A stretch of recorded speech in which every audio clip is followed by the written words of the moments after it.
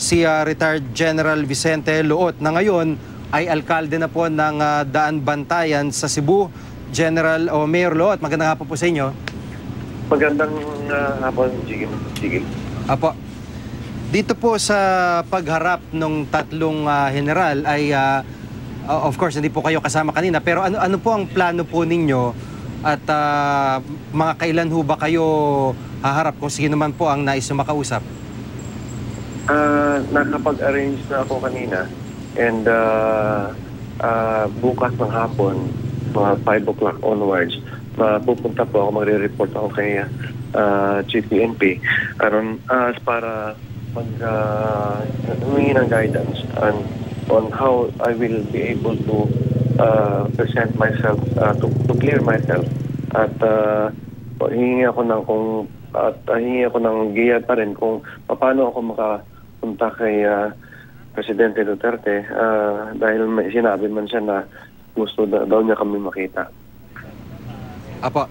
So ang yun nga po ang nais nyo ay diretso kay Pangulong Duterte, pero kailangan nyo rin munang dumaan o nagsiset kayo ng appointment ngayon para kay General De La Rosa.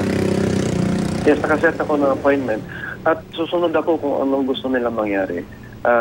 Itong sa akin ay preliminary lang kung ano pang gusto nilang gawin. Mas mabuti na ng step by step para naman mag-guide din ako dahil malayo itong sa akin. Aha. Binabanggit nyo ho na posibleng politika o black propaganda itong nasa likod ng pagkakadawit po ninyo. Paano nyo po nasabi, considering nga po na nabanggit nyo rin, kayo rin na nagsabi na nakahalos 15 taon na yung inyong misis sa pwesto, hindi naman natatalo at kayo pa ang nakaupo sa ngayon. Bukod dyan ay tapos na po eleksyon. So, paano nyo po na i-connect sa politika ito pong pangyaring ito? Kasi yung mga kalaban, alam nila na merong sasabihin ng presidente 1 month ago pa.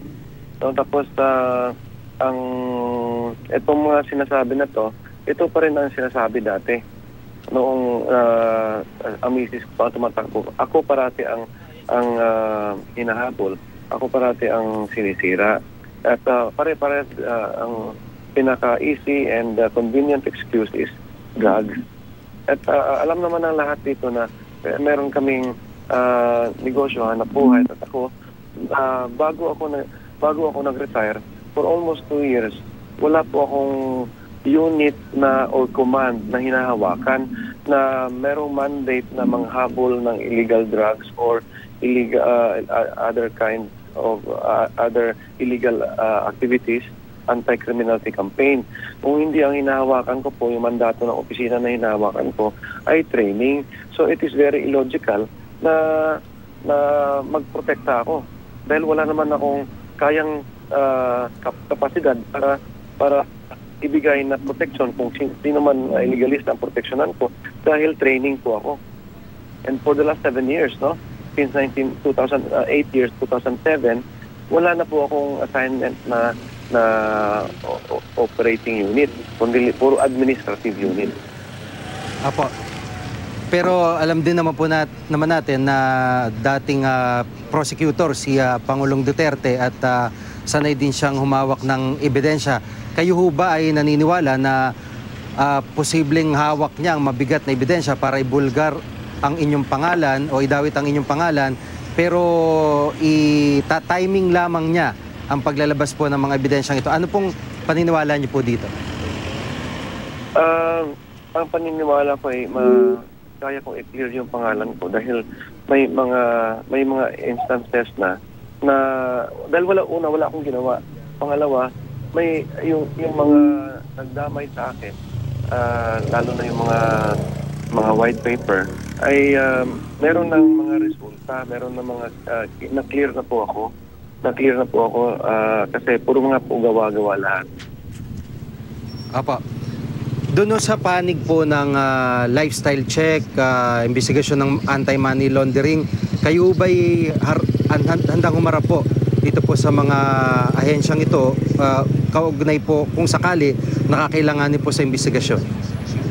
Wala akong problema. In fact, tapos na ako ng lifestyle check.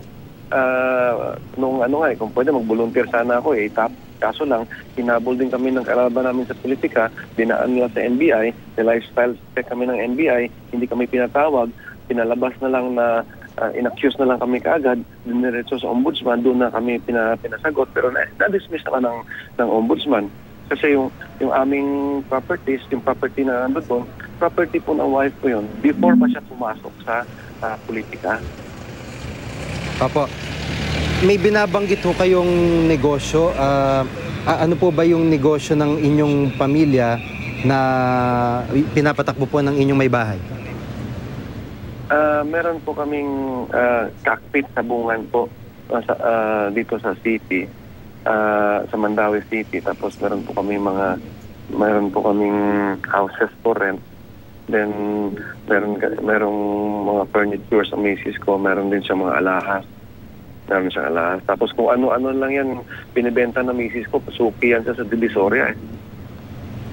Apo. At ito sa pananaw po ninyo, kung pagtugma-tugmain ay magiging commensurate po sa lifestyle na meron po kayo sa ngayon po? Hindi naman maluho lifestyle namin eh. Hindi kami nagta-travel, hindi kami nagsusugal. Ako wala akong bisyo, hindi ako umiinom ako pag yung social drinking lang, hindi ako naninigarilyo. Wala akong bisyo. Tapos ang aming bisyo mga may bahay at ang aking mga anak yung pagpunta lang sa mall. Yun ang aming bisyo. Wala kaming ibang bisyo. Apo. Bilang panghuli po, ano ang mensahe nyo kay Pangulong Duterte ngayon nga po na sinisikap nyo na magkaroon ng appointment din sa kanya? Siguro po, ano po ang panawagan po ninyo? Yun lang naman at sinabi rin naman niya na gusto niya kaming makita. Sapat na po yan sa akin para mailabas ko rin yung saloobin ko sa kanya personally at yung aking mga ebidensya kung sakaling kailangan maipresenta ko rin. At siya rin mismo nagsabi na after sa statement niya na imbestagahan at hanapin ang totoo. Ibig sabihin, raw information pa yung nandun dyan. No? Kasi kung in-accuse kami, dapat ngayon pinakasuhan na kami. Kung totoo lahat yan. Opo. Maraming salamat po sa pagkakataon si Retired General at ngayon Mayor Salamat, Vicente Loot ng Daan Bantayan, Cebu.